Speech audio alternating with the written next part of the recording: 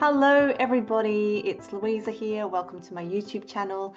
And today I want to make something a little bit more fun, I guess, as an educational content for mental health and helping you guys work with different aspects of yourself. As many of you know, I work a lot with people who have dissociated parts of themselves, and that might be aligned with diagnoses like dissociative identity disorder, DID, BPD, borderline personality disorder, schizophrenia, bipolar. Those are the main ones where you would see, or PTSD as well, where you would see a kind of dissociation that is quite extreme, a separation of the self into many conflicting parts, let's just say. However, this video is really for anyone because it is literally, I would say like 99.9% of people have this kind of inner dialogue going on that I'm about to show you.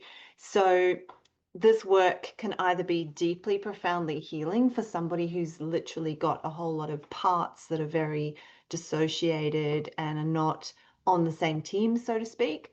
But it could also be just as useful for somebody who's trying to work out some little inner conflict that they're going through that's really bugging them. So, so I'm going to use myself as the prototype demo today because I had an example come up recently for me that I mind mapped and did a technique which I call parts conferencing. So as a kind of intro to parts in general, just to say that there's been a lot of work done by many psychiatrists and psychologists and thinkers in the space around inner parts, and there's lots of different modalities that look at this, such as internal family systems and schema therapy. And the one that I studied was called Voice Dialogue by Helen Sidra Stone. So Helen Sidra Stone have a way of mapping internal parts that I quite like. It's very aligned with internal family systems. It talks about parts that we kind of own, that we accept that we have, that we identify with, that we know we are that. And if somebody asks us, is that a personality trait? You would say, yeah, absolutely. And then we also have parts that what they would call disown. So we kind of exile them. That's also language from internal family systems, exile, the exiled parts. These parts that we really don't like about ourselves, we either don't like, we don't think that they're okay, and or we are entirely unconscious of. There can be parts of us that are so hidden, so repressed that they never really get a voice, but they are there, influencing nonetheless. So the idea with parts work is that you ultimately move towards harmony between all of the parts, and that you learn to kind of be able to sort of listen to each of their perspectives and bring them in together into a unified whole. Now, I've done much deeper work on the subject, the Journey to Integration series. It's a 3-part video series that dives really deeply into the trauma therapy work that this model is useful for. Whereas, as I said today, this is a little bit lighter, and I think it will help a broader range of people. So whether you are working with it for something really deep and potent like wounding and trauma, or whether you're just coming here because you have something that is conflicting you, yeah, hopefully it'll be equally as useful. Cool. So parts conferencing is a way to unify. It's a way to address each aspect of yourself, give them all a voice at the table, if you like. You know, listen to them, much as you would do if you were a facilitator of a group. If you had that role of being a mediator or facilitator and you had many people sitting in front of you, let's say realistically 6 to 10 people, because that's often the number of parts that we might be dealing with for any given conflict. And you would, in order to be fair and in order to come to a decision that everybody's happy with, you'd have to spend time listening to each person and taking upon their view.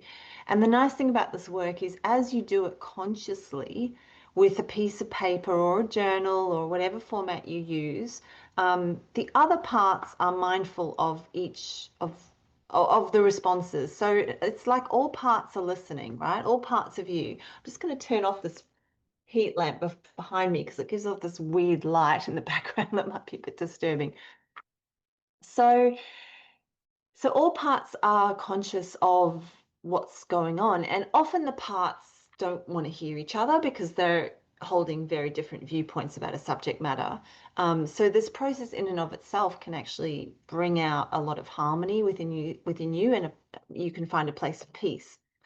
All right, so without any further ado, because I realize that explaining it in an abstract way is not nearly as useful as actually just seeing what it looks like. So I'm going to show you an example from my recent life, and it's a very personal example because it involves money.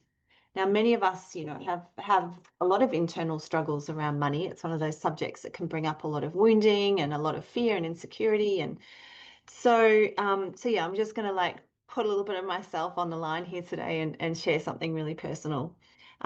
Okay, so the story started with this top. So I'm wearing it in honor of it. This top I bought oh gosh, I can't do this. My Zoom camera is backwards, so I can't adjust it properly. There we go. Um, I bought this top the other day. Now, when I say there was a particular part of me that bought this top, and that part is called the spontaneous shopper. So I have a part of me that is a spontaneous shopper. And what will happen is she comes out if I'm, say, going to buy a gift for somebody else and I'm wandering around a gift shop and I'm buying the gift, yes, but the spontaneous shopper is also, oh, that's nice. Oh, I want that, and she'll invariably want to buy something for me. So I've noticed that the spontaneous shopper, can get a little bit out of hand sometimes by that I mean buy things that I really don't need, and spend too much money that I really don't have. So well, at least now what I'm doing is I'm tuning into a different part. So the spontaneous shopper is like super happy to just spend money wildly on everything she wants. But there is another part of me, and it's probably a collection of parts. I'm going to show you the map in a minute so you'll get more of a handle on all of this. But let's loosely say the other part is the accountant. That part is very central to like managing my money and knows how much I have in my bank account and really doesn't like it when I spontaneously shop because then the budget is all out of whack. Okay, so with that in mind, this beautiful top was bought, as you can see, Spontaneous Shopper 1 on the day. But then what happened is I came home and I felt miserable about it. I was like, oh my God, I've spent too much money. It was expensive and I really shouldn't have bought that. And I really don't need it. And I've got so many clothes anyway and blah, blah, blah, blah, blah. So I noticed that I was having this inner battle. And I noticed it by my feelings, right? That's the first sign that you get that there is a battle going on in your head. You'll just feel horrible about it. And every time I thought of the top, it wasn't with joy. It wasn't with, oh, it's a beautiful top and I really like the color and all the rest of it. It was this mixed, weird feeling. And I knew from that mixed, weird feeling that there was trouble afoot, that there was an inner conflict going on. So I sat down and I journaled it. And I wrote out all the different parts that were involved in my money, my everyday management of money. And now I just did it in my journal, but I've actually created a nice little picture for you guys, which I'm going to share now. So I really hope you can see this. I haven't shared in this way before, and it might be a little small on your screen, but you'll at least be able to kind of follow along with me. So what we've got here is Louisa's money parts, and there's 1, 2, 3, 4, 5, 6, 7, 8, 9 parts that have a say in my money. The first one that I could really strongly identify with, as I mentioned, was Spontaneous Shopper, and she's over there on the right in a very red color, red for fire, action, spontaneity, right? And she's big. She's big energy. She just spends and doesn't care. And she was the main player here, but she had an adversary position to the accountant who's on the other side.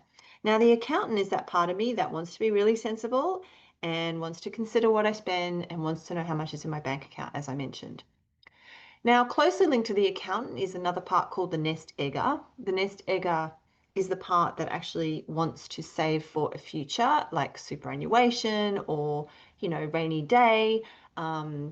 wants to make sure I have enough money in my bank account if there was anything disaster happen, and would only ever use that money for emergencies. So the nest egger likes to team up with the accountant and make very sensible money decisions. Working closely with them, and that's why they're all grouped together, is on the bottom there in the teal color, the businesswoman. Now she's actually lower. If you notice carefully, you'll see that the parts are arranged with the ones higher up on the page on top, such as the accountant, um, and the yellow sort of ones up here. Those are all parts that I'm very identified with. So I strongly identify as having those parts. I'm very, very conscious of them all the time. And I like them as well. They're okay with me. The parts closer to the bottom of the page, and this is when it's a technique of voice profiling, the way that you do this, are more the exiled ones, the ones that I have a bit of a ambiguous relationship with. I'm not entirely comfortable with them, or they might be kind of new to me as well. They might have been very unconscious in earlier parts of my life. So they're new and I'm not sure how I feel about them. So the businesswoman is down there because I haven't been running my business for very long, really only 3 years. And it's kind of new energy for me to have to think about my money in terms of business strategy. But she certainly teams up with the accountant and the nest egger because they're trying to make really sensible decisions. The businesswoman wants to spend money only to make money, kind of thing, to have that be her intention behind money spending. All right, let's jump back over to Spontaneous Shopper now and see that she teams up with another part of me that's kind of repressed as well. I call this part, just for fun, old money bags. And the reason is because I don't know, that must have been a character that I once saw in a movie as a little girl or something, or I'm not sure where that term comes from, but I call her old money bags. When I think of old money bags, I think of an old wealthy lady, like someone who's got lots of money to spend and loves to go shopping. And is also like, it's a nice thing in a way, like she can buy whatever she wants, but she can also treat other people. She can take people to dinner and be very, very generous with her money. She probably gives lots of it away to charity because she's old anyway, so she doesn't want it all. So she's not a bad part. It's just that I've never really identified with being wealthy. And I've always been struggling with money. Like I've never really had heaps of it. Um, I'm an artist. In fact, that's another part I just thought of that could go on here would be the struggling artist. She just hasn't been around for a while because I haven't been trying to make a professional living from my art. But yeah, the struggling artist would be the opposite of the wealthy lady. And I'm not used to being particularly wealthy, so she's a very new part to sort of emerge.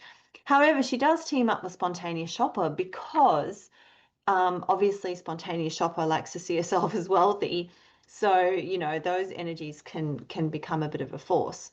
And linked to Spontaneous Shopper as well is a part that I call the New Earther. So this part, not all of you maybe were going to understand this, but if you've watched my videos now for long enough, you understand that I kind of work in layers of different consciousness, and the New Earth consciousness to me describes a very new energy that's coming onto the planet, which is abundant, right, and prosperous, and is letting money flow, and actually working towards a world where we don't even need money. So my New Earther, her attitude is, as I wrote in my journal here, wants to live in a world without money, right? Really, like money, whatever. Like she just doesn't care about money. Very, very sort of frivolous. I bank at the bank of the universe kind of attitude. Like money will always be there. It will just turn up. I don't have to worry about it. I completely trust in God or the universe. So it's a really nice energy, but you can see how probably Spontaneous Shopper and New Earth get together to create, again, another recipe for opening up my wallet. Because, money doesn't matter according to the New Earther. We do also have linked to the New Earther, but not quite sitting in the same energy, a part called the Homesteader. So this is a part of me that also is working towards a kind of a New Earth vision of, being at home and investing money in the home, like seeing that as actually perhaps the greatest investment I could make is in my home, in my land, in my veggie gardens. That part of me loves to spend money on things like rocks for the garden or, piles of compost. So she doesn't really want to buy lovely clothes. She's just interested in practical things that are needed, like generators and that kind of thing. Now, the homesteader is linked to another part called the frugal hipster. So she's, I guess, the more current version of the struggling artist, because as a struggling artist, I've always had to be frugal. And then if you link that with homesteading, you get somebody like myself who really likes to make things from scratch to save money. So instead of buying expensive kombucha, I make my own kombucha. Instead of buying fancy soft spreadable butter, I make my own butter. I mix like organic butter with macadamia oil and I keep it in the fridge, and it's softened butter and it's completely natural. I make my own muesli, etc., etc. Right? So the frugal hipster, she also the part that goes op shopping and loves to upcycle clothes, and is, yeah, just generally always out to kind of save a penny, but does so with joy, I have to say, because it's a lot of fun to make your own stuff, and I think it's very grounding and very important. So she ties in also to the new earther and the homesteader pretty well. All right, and the last part I'll mention is a part that I just call the altruistic part. So she is the part that is really concerned with ethics of money spending. So if I buy something, she wants it to be fair trade or, organic or that kind of thing. And is also concerned with generosity, wanting to give money away, wanting to spend it with charities and that kind of thing. And she's very sensible as well. So she kind of hangs out there with the accountant and the nest egger and the businesswoman, because recognizing that what you give out is also what comes back. So, right, cool. So that is my money parts. Now I'll stop sharing there. So that took me, I don't know, half an hour, right, to sort of maybe not even that long. Like originally, I just wrote it out in my journal. And what was really interesting, like I said to you before, is once you've actually identified your parts, it becomes kind of clear why you feel the way you do, right? Where the conflict is sitting. So, for example, I know now that my spontaneous shopper is definitely at odds with the accountant and the nest egger, and even the businesswoman, and even altruistic. Lots of parts are kind of in conflict with this. So, what I then did once I had those parts mapped is I worked out what are some ground rules that all of the parts can agree on. What are some things that can it's kind of like negotiation, right? You're mediating. You're going, okay, well, if this part wants that, how can we get all of their needs met? So some ground rules that I came across were, for example, being thoughtful before you spend. So the accountant would really like spontaneous shopper to just take a breath, take a moment, don't just rush into a purchase, right? So I think that's an agreement that spontaneous shopper can make. If we're in a shop and we really, really want something, let's just take a breath, maybe leave the shop, go for a little walk around the block and think about it first before we just dive in and buy. And then if we still want it after the walk, great, but go buy it. Another way to kind of mitigate that relationship is to put some boundaries around what spontaneous shopper can spend. So here we are talking about a budget, and not my favorite thing to do, but it is, and spontaneous shopper definitely doesn't like it. But I noticed as I was doing my conferencing that she was happy with the idea because she's not going to lose her freedom. She can still go and be spontaneous. It's just that we're going to put some guardrails around how much. So there was going to be a limit every week. This is your freedom money. Go do whatever you want with it, right? So that was a way that I sort of got those two parts to harmonize. And another ground rule, which altruistic part really liked, so did homesteader, so did frugal hipster, so did new earther, is to buy quality things that will last. Right. So a wealthy lady liked it too, because usually when you buy something quality, you're talking about a bit of a higher price point. You're not buying cheap, fast fashion, for example, which this is not. So yeah, so there's like, if you can just kind of like, rather than spend a whole bunch of money on small little things all the time, just buy something that's real quality that will last and love it for as long as you can. And I just noticed there, Frugal Hipster was going, yes, because she likes to enjoy things forever. She's the kind of part that wants the same pair of shoes for the rest of her life if they last. That'd be great, you know, because we don't want a light footprint on the planet. Okay. Um, Another another thing that was a guiding rule that everybody could agree on is save some money every week. You know, that again, that comes down to budgeting, but making sure that if we're going to give spontaneous shopper an allowance, let's say, we're also going to give the accountant or the nest egger, perhaps should more say, some money to save. So yeah, in fact, that's as I did talk about it, that isn't that a beautiful way of like harmonizing and meeting each other's needs? So as you can see, those were the two parts that were really kind of in loggerheads, but it it called to mind all of the parts as well and had all of their input to come up with some rules that I feel really comfortable with, that I'm aligned with. There was a few more, but it's more personal and I won't go into them. I think hopefully that's kind of made the point of the the fun of this work. Really, it is fun. It helps you attain greater levels of self-awareness about yourself and what's actually going on up there, right? When knowledge is power, when you can see what you're doing, when you can see those arguments and those inner conflicts playing out over some issue, it's the perfect opportunity to go in and do some of that healing work. And the healing work is integration. Healing is integration, and integration is unification, right? Unification of, it might be our emotions, it might be our thoughts, it might be our parts. This is just one way to kind of conceptualize what is going on in there, giving these parts labels. You could equally, do this work with emotions.